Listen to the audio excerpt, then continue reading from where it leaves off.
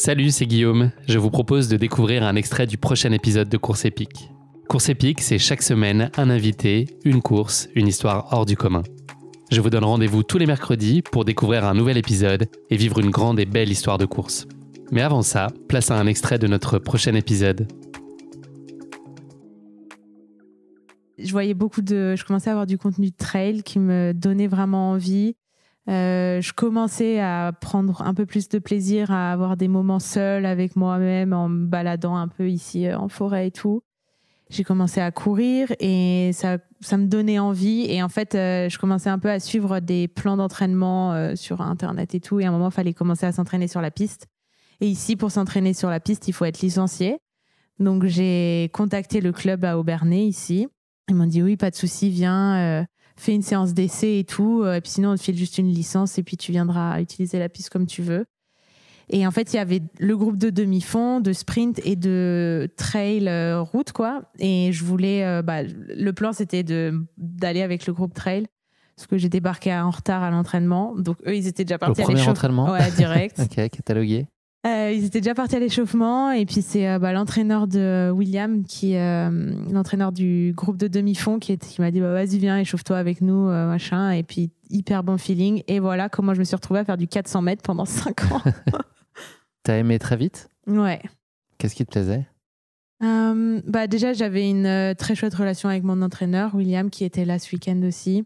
Je pense que c'est un peu la première autorité que j'ai réussi à accepter dans ma vie. Et j'ai vraiment aimé ce truc de se mettre un objectif de temps sur des 400 mètres, 800 et tout. Après, je prétendais à pas grand-chose. Hein. J'étais pas très bonne. Mais de voir en fait que quand je travaillais il y avait des résultats, quoi. Et ça, je l'avais jamais connu à l'école, j'ai jamais été impliquée à l'école, j'ai jamais été impliquée dans des clubs de sport ou dans quoi que ce soit, et j'ai découvert ça comme ça, quoi. Tu t'es vite pris au jeu de la performance, d'essayer de t'améliorer, de progresser ? Ouais, tout de suite. C'était addictif. Et en fait, ça m'a mis un cadre de vie. J'ai appris que dormir, c'était important, que fumer, c'était mal, que faire trop la fête, c'était pas bien. Et en fait, j'avais tellement envie c'était addictif, quoi, de me voir progresser. Et donc, petit à petit, je mettais les choses en place et puis j'ai progressé. Le trail, il arrivait à quel moment ? C'est arrivé en 2021. J'ai fait en fait un stage en tant que community manager au Team Sidas Matrix. Et après, j'ai travaillé avec eux pendant une année, en même temps que ma dernière année de master à Fribourg, en Suisse. Et à ce moment-là, du coup, je vivais à Châtel, dans la vallée d'Abondance, parce que c'était à mi-chemin entre les cours en Suisse et Chamonix, où il se passait pas mal de trucs pour le boulot et le team. Et là, il s'est passé quelques mois où je continuais à m'entraîner sur piste, où je descendais dans la vallée à monter en Suisse pour me faire mes entraînements et tout sur piste. Et en fait, à un moment, ça faisait plus sens, quoi, c'est tellement dur aussi, les SP800, tout ça. Il y a un aspect de groupe qui est hyper important dans la pratique de l'athlé. Moi, je pouvais pas faire ça toute seule, quoi. Il y avait plus de sens à ça. Et puis, surtout, j'étais en pleine montagne. J'avais envie de mettre le nez dehors, quoi. Donc, c'est arrivé en 2021, tranquillement. Et j'ai passé quelques années à faire des 20 bornes, 30 bornes. Le trail, moi, ça me faisait vraiment peur, quoi. En fait, je l'ai vraiment sacralisé. C'est tellement quelque chose que je veux faire depuis toujours. Et puis, quand j'ai commencé l'athlé, William, mon coach, me disait non, mais il faut que tu apprennes à courir. J'étais vraiment... Je pouvais pas faire les échauffements avec les filles et tout. Et du coup, en fait, il y avait ce truc de faut que tu fasses du 400, faut que tu fasses du 800, 5000 c'est trop, 10 000 c'est trop. Donc, un 20 bornes en trail, je me disais, mais trucs de fou, quoi.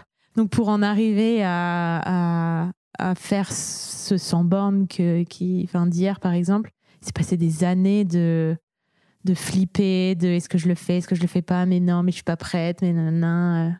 Il vient d'où le bonheur en course à pied pour toi aujourd'hui ? Est-ce qu'il faut qu'il y ait le dossard nécessairement pour avoir ce petit supplément d'émulation, ou est-ce que tu te satisfais très bien d'une sortie tranquille du dimanche matin avec les copains ou un off ? Est-ce que ça te va très bien aussi ? Ah ouais, large.